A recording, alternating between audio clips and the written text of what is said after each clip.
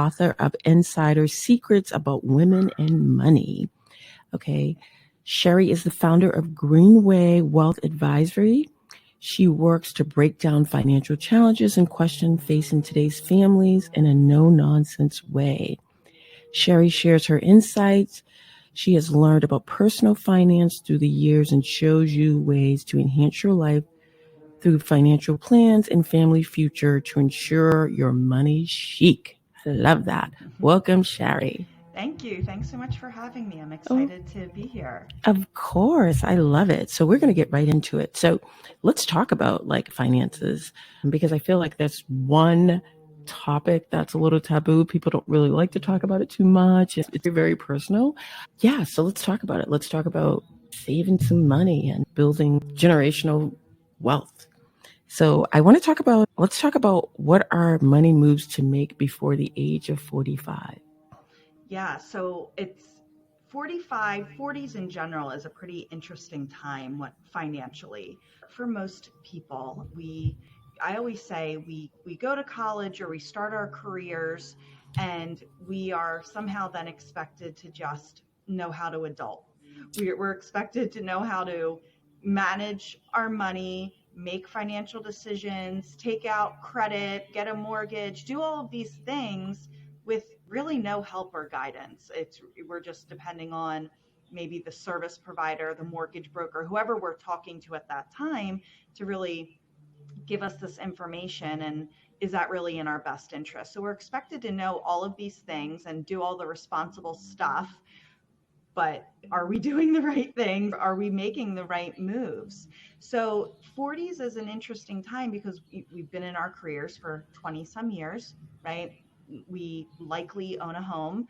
Many people will have children, and some children will be getting closer to college, which is a huge expense. Yes. And so there's all these, it's like the tipping point. Once we're like 45 or so, we should have a handle on adulting, even though we still probably don't feel like it. Wait, who are these humans that I'm responsible for? Or this house, this is mine? Wait, what? Yeah. But it's really, you're like trending towards now retirement. You're probably closer to retirement than not once you're 45 and being an empty nester and making all of these life changes, which life changes mean money changes as well. Yeah.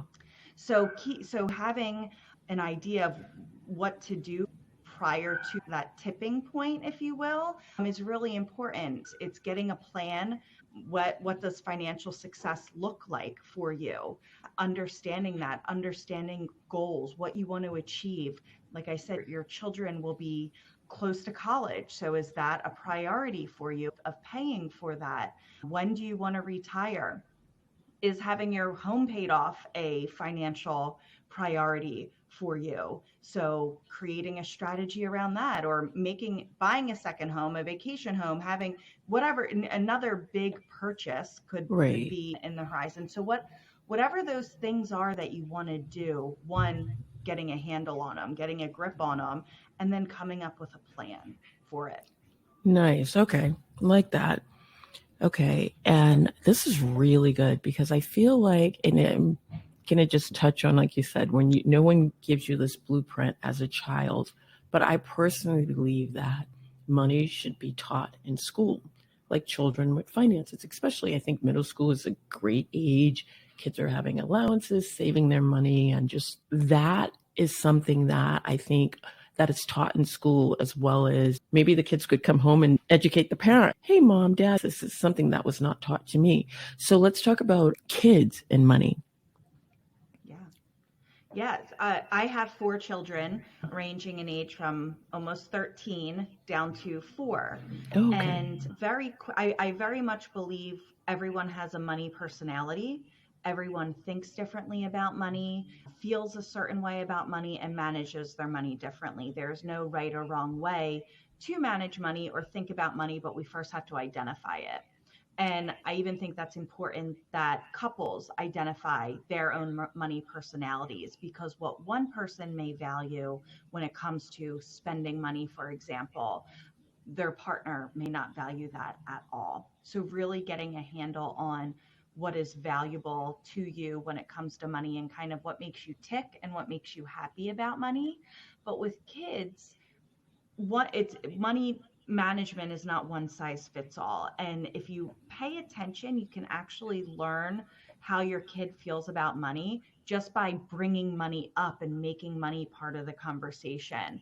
And I always say, you said it first, we don't talk about money. Money's taboo to talk about, and it shouldn't be. But oftentimes we think when we talk about money, it's not like we're telling someone how much money we make or how much is in our checking or savings account. It's stuff that affects us every day, but we're still uncomfortable talking about it. Yes.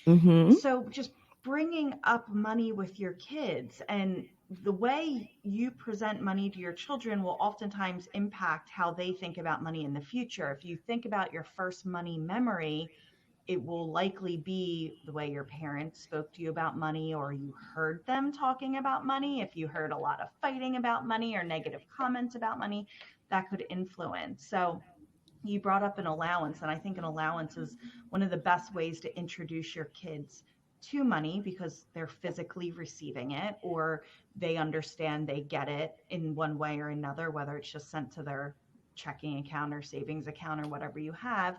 But it also empowers them. If you give them an allowance, and there's so many different schools of thought on allowance and how to treat allowance. And I wrote a blog for it a little bit ago for Charleston moms. I wrote a blog about different allowance strategies. That was super fun to write because I actually had experience in a lot of them. Yeah. But once you give them the money and you then say, okay, let's make decisions. Let's make money decisions. And you'll quickly see, is your kid a spender? Is your kid a saver?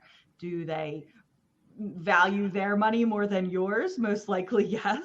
My 13-year-old's in that whole Lululemon. Yeah. And she wants the Swifties or Swiftlies, whatever they're called, and the shorts and the hottie hots. And great. You totally can afford that. You have enough money to buy that pair of hottie hots that you want. Well, no, I don't want to spend my money on it. They want to spend yours all day long. They can they can burn your credit card up. That's right. No problem. Yes. But giving them the power of, you have money, do you want to spend it? Or I want to go out for ice cream. Great. Who's buying? Me or you? So allowing, and that'll allow them to see, do I want to? Is this valuable to me? So just empowering them. And even with my 4-year-old, we'll go to the store and she'll see a Barbie she wants. I want this Barbie. You want to use your birthday money for that? Yeah, I do. Okay, great. Let's use your birthday money. And so allowing her to make those decisions. So that's awesome. So it starts as early as 4 years old, which is so interesting. Yeah, absolutely. That's really good. And also, obviously, my 4-year-old, they're twins. They have their piggy banks and they have money in it. And they started treating their piggy bank like a toy. So opening it up and taking their money out and teaching them, no, this is valuable. We can't, this isn't a toy. And this one's worth more than this one. Or this $5 bill's worth more than this quarter. So we have to value them, and let's take it to the bank. The bank's super confusing for kids because they think they're never going to see their money again. Yeah. But it takes a lot of explaining. But if you say, this is where they're going to keep your money safe, let's open up an account and hand the teller the cash, and they become a part of it. And it becomes real versus just swiping a credit card and painless. Oh, I like that. I like that a lot. Definitely. I love that. I think that's so great to take them with the money, go to the bank, deposit the money. You see, you get that deposit slip back. This is letting them know what you have in the bank. So yeah, it's really good. And it's funny because you talk about the relationship with money. My son is he'll get money and he just saves it. He'll be like, I have this and it's saved, and he'll like forget that he has the money. And which I love, because he'll be like, where's your money? I left it at home. I figured I'd use yours. He does have a really good relationship, but then he also has that part that'll go, okay, if you and dad aren't going to get this for me, or daddy's not going to buy it, how about I just use my money? And we'll be like, no, do you really need it? So I recall a time he went to, it was right around when school was starting, and he went to the mall with a friend of his. And I said to him, oh, you think about it. You have your money. You think about, do I need it or do I want it? There's a need and a want. So I think he had $200. He gets back in the car. He's after shopping. I pick him up. He says, I only spent $40, Mom, because I thought, do I really need this or do I want it? And he's so funny. He's, I need this, but I want this, and I really don't need to buy it. So I thought that was really, it was good because I was like, wow, he is really like internalizing, listening to what I'm saying. So I felt like that was such a great learning experience for him because he just was like, you know what? I really don't I don't need it. I want it. Right. But what are my needs and what are my wants? So that was great. That's a great lesson. Yeah, that's a great lesson for him. And he'll probably remember that for a long time and use that. And many adults need that same lesson, right? We go to the store and, oh, I like this. And you can justify anything that you buy. But at the end of the day, do you need it or do you want it? And then it also teaches, which doesn't really exist much today, is like the delayed gratification. So if say he went to the mall and he didn't get it because he really decided it was a want more than a need, but he keeps on thinking about it and then decide, you know what, I had a good report card this month, or what, I want to treat myself. Then when you actually do purchase that item, it feels that much better because you've been thinking about it for so long and wanting it. And it was a really thought out purchase and contemplated. So that's also a great lesson as well. Yeah, I really like that. So let's talk about, because I know there are families, women are starting families later in life. So let's talk about, we talked about 40, 45s. So say someone has a child later in life, in their 40s. Is it ever too late to really start saving? So let's just say if someone maybe 40, 50 years old, let's just say, and they go, I've never really saved any money. Is it too late for them? It's never too late. The kind of like the saying goes, when's the best time to plant a tree? 20 years ago, but the second best time is today. So I like that. yeah. So saving is no different. And everyone needs a cushion. Everyone needs money saved for one reason or another, right? Job, we aren't always guaranteed to have a job forever. So you need to have a cushion for that. And at some point that job you are going to retire from it. So we need savings for that. So there's so many reasons that we need savings to pay down debt, to not accrue debt if an emergency were to happen. So it's never too late, but it's figuring out what works for you. If you have been saving for a while, we need to identify why. And is most of the reason because we're spending more than what we're bringing in? So that's an issue, right? So if your expenses are greater than your income, we're operating in a deficit. And not only are we not going to save any money, we're also going to rack up debt and all of that, which is expensive and difficult to get out of.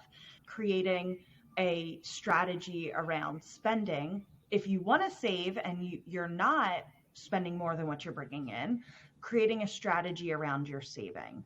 So the goal is, so we don't snap our fingers and we end up at this, but the goal, since you were talking about needs and wants, the goal is really to have 50% of your take-home income. Okay.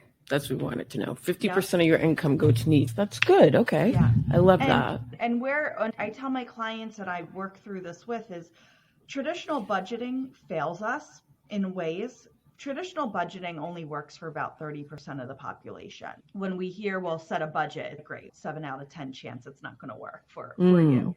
But traditional budgeting tells us that we only account for like those basic necessities.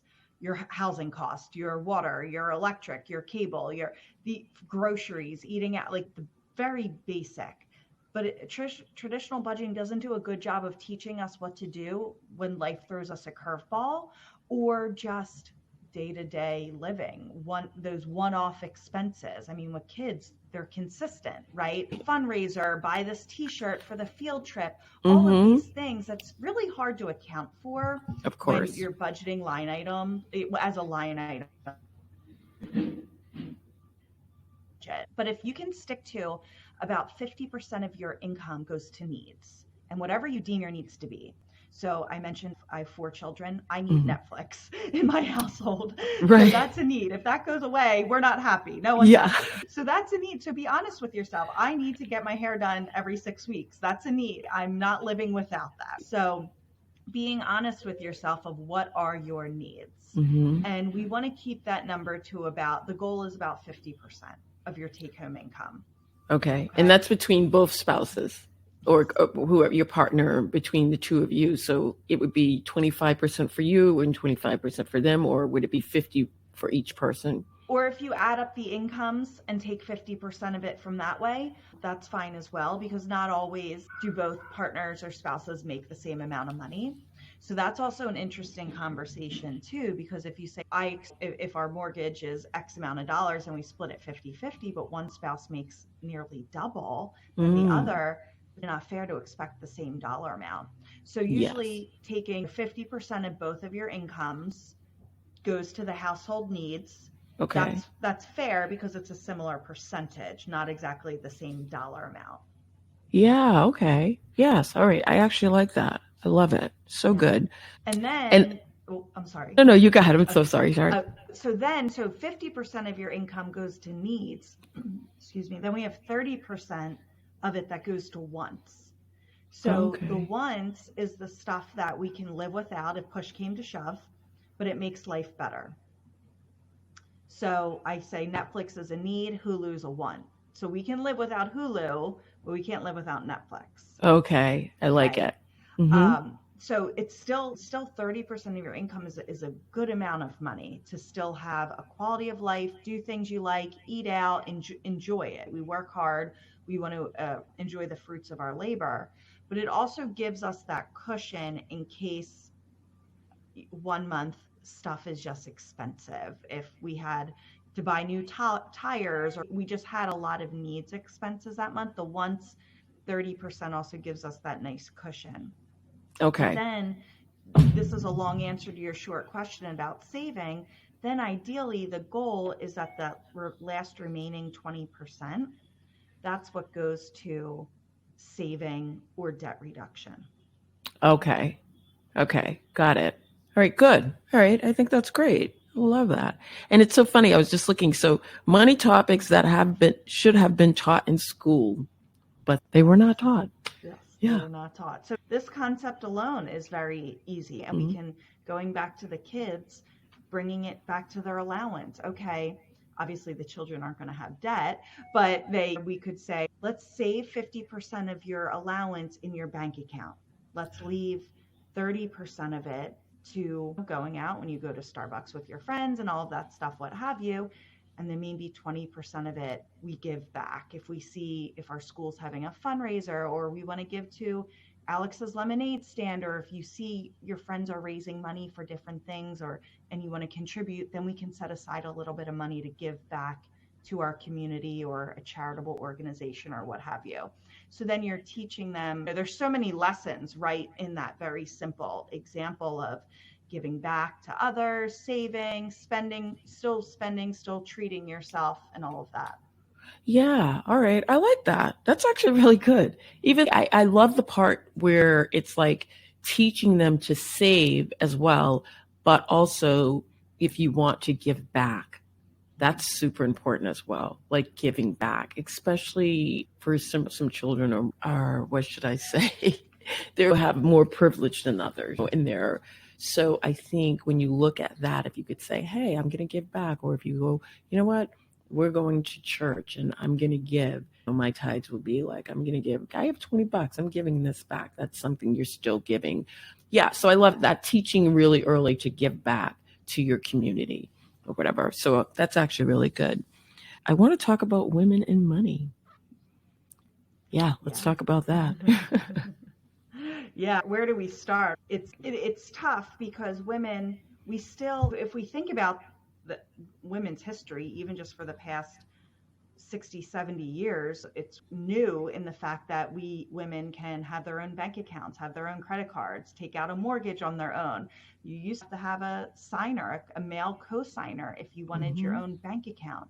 No wonder women are not as comfortable talking about money because it's been ingrained in us that we can't handle it. You need a male to help you, all of these things. Also, things as simple as we're in the middle of May, it's tax season, right? If you file taxes, whose name is always listed first? The males over the females in a traditional heterosexual relationship. So in a tax filing. So even then, and my female CPA who speaks to me 97% of the time will send us documents and it's under my husband's social. And you're it's like, what? Come on. Yeah, you're like, really? I'm the one entering the social to open the document and you're still putting it under his? I know. Yeah. So it's society in itself makes it so difficult for us to just want to learn more or be more involved, that you really have to be proactive and seek it out if women want to become more comfortable with money, talk about money, understand what they have. Yes, because I have. So what do you say to a woman she's a stay-at-home mom? She's raising the kids. The kids are. She does the typical, like the soccer mom. She's doing. I always call them. You're the Uber driver. You do everything. That's right. So what do you say if you're just like, they're like, I really don't know what we have, or because they don't really know. But I feel like that should be like well known, right? I feel like maybe you should still be aware of what you have for savings. 100%. Right? I mean, you should be aware of everything. I mean, I'm going to butcher the statistics slightly, but I'm not too far off. I believe there's a 94% chance you as a woman, any woman, is going to be the sole financial decision maker at some point in her life. Yes. It's very likely through death, divorce, what have you, that you're going to be your household's only financial decision maker. So if something were to happen to your spouse or partner tomorrow, do you even know where to go and find out what you have, so that's like the minimum to me, knowing what you have, or at least knowing who to call. Not everyone has an interest in money, right? We use it every day. It's necessary to survive. So we have to have some basic interest in it by default, but at least knowing who your contacts are, who's your financial team to help you if something bad were to happen or you need help. But at a minimum, I would say at least knowing where your accounts are, every account, your household's everything, where they are, who to contact, that we need to know. Yeah, I think that's very important as well. Thank you. That's actually really good. So let's think about if someone, because you are a financial advisor, what do you recommend for someone that says, hey, you know what, Shari, I have listening to this. They're going to reach out to you. I'm going to put your link at the bottom as well. But you know what? I have some questions. Like maybe I do have this 401k plan and I'm looking back and I really haven't saved enough. Or maybe I have a 401, maybe I have a group deferred. And they say, I haven't saved a lot. What is the best? And we also see on TV a lot is the advertisements of insurances, right? So can you explain to my audience the difference between the insurances and which is the best? If we think about, I can do a term, I can do a 15-year term or a 10-year term, I can do a hold. Like quickly, if you could explain to them the differences. If someone's saying, you know what, I think I want a little extra. You mentioned like, there are things in life that are going to pop up. You might want to have a savings for a rainy day. What does that look like? Sure. Yeah. So as far as insurance goes, a term life insurance, if you just want coverage that's inexpensive, term insurance is the way to go. So It's exactly what it is. It's insurance for a term of time, a period of time.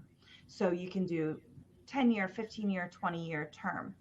And it's just insurance. There's no cash value accumulation or anything like that. It just is paying for a death benefit.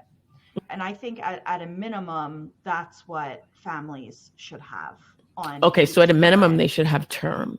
Okay. Yes. So if someone is like 45, 50 years old, you would recommend they get a term because you're looking at another, 15, 20 years or whatever. But if they outlive that, what happens to that? So there's a couple of different ways you can get insurance. If you're employed, your employer may provide you insurance.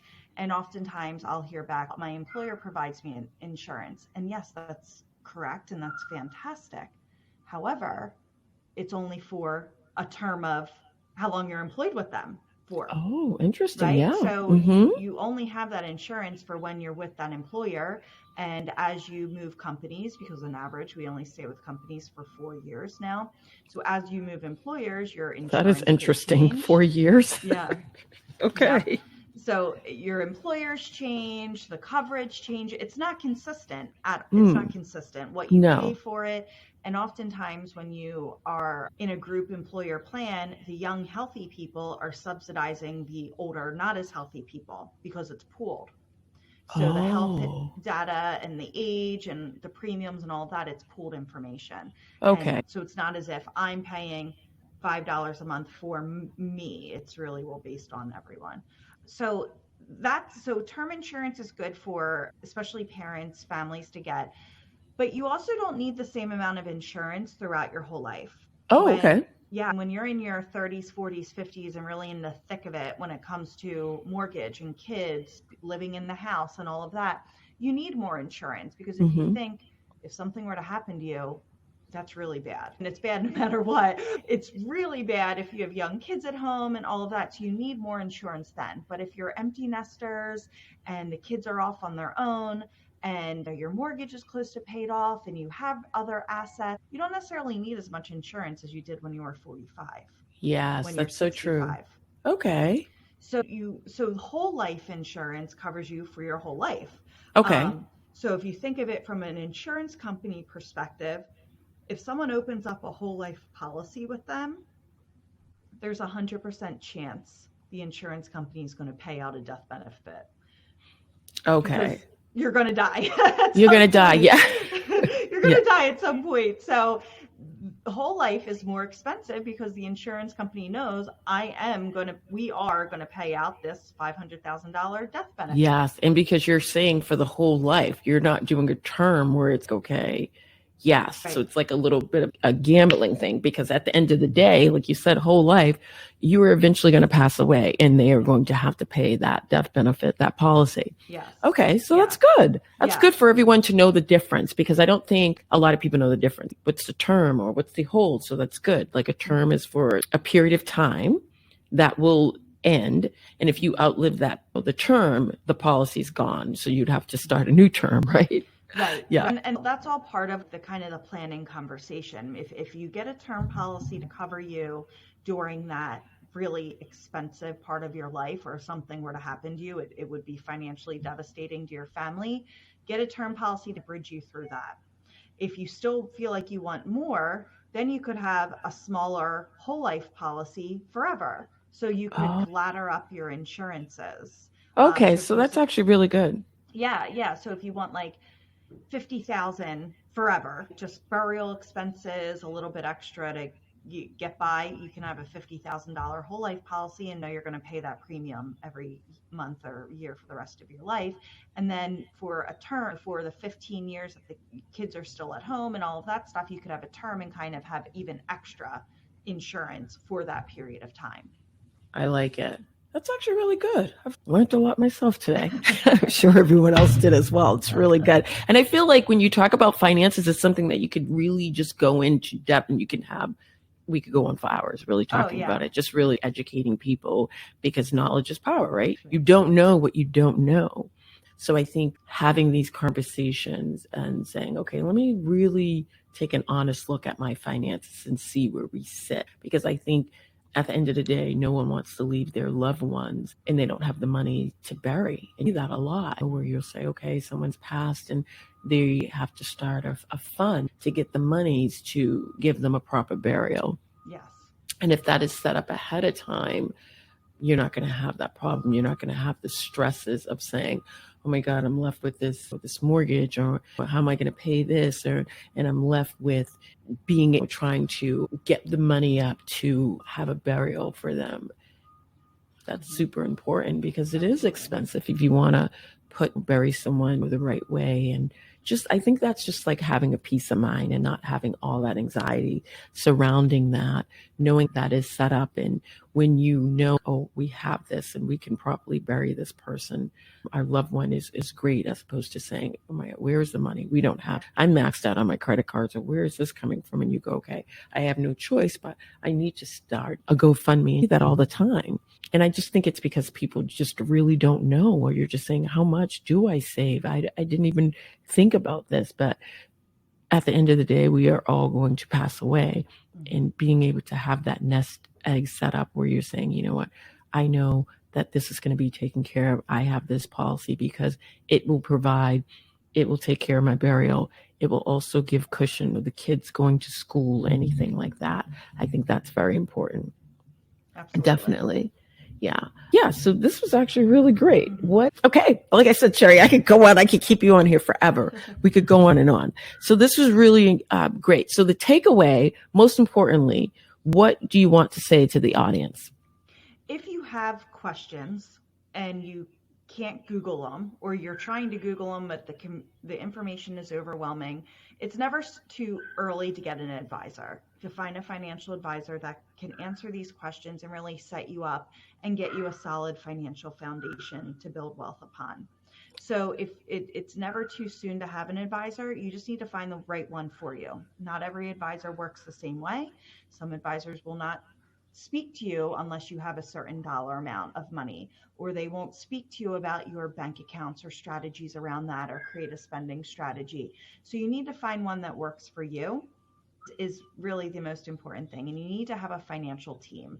We are expected to just know this stuff, this finance stuff, and it's overwhelming, it's confusing, there's conflicting information about it. So again, finding someone that you trust that can answer these questions for you, I think is of the utmost importance, because once you get that answered, you'll feel the weight come off your shoulders. The question marks start to turn to periods at the end of sentences, and you feel much more confident in your decisions.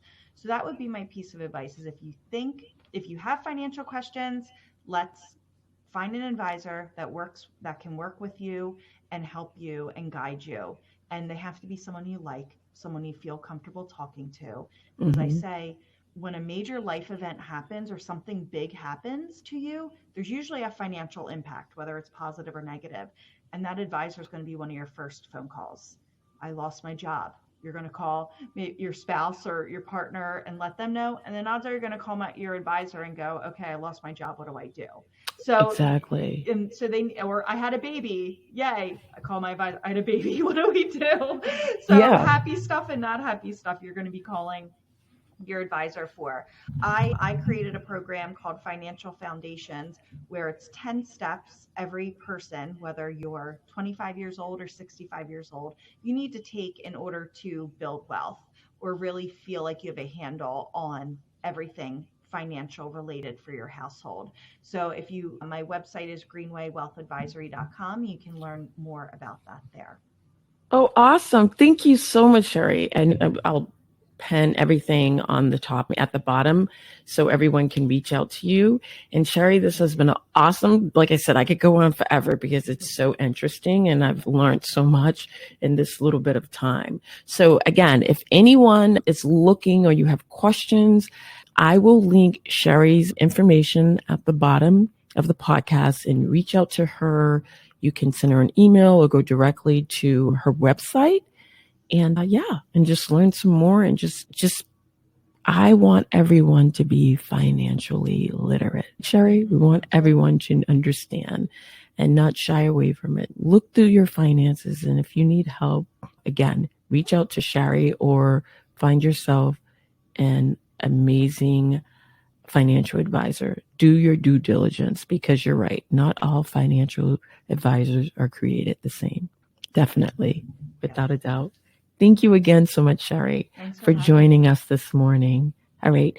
Thank you, everyone, for joining me. Let's talk about it. Until next week, have yourself an amazing week, and I will see everyone next week. Thanks so much. Bye.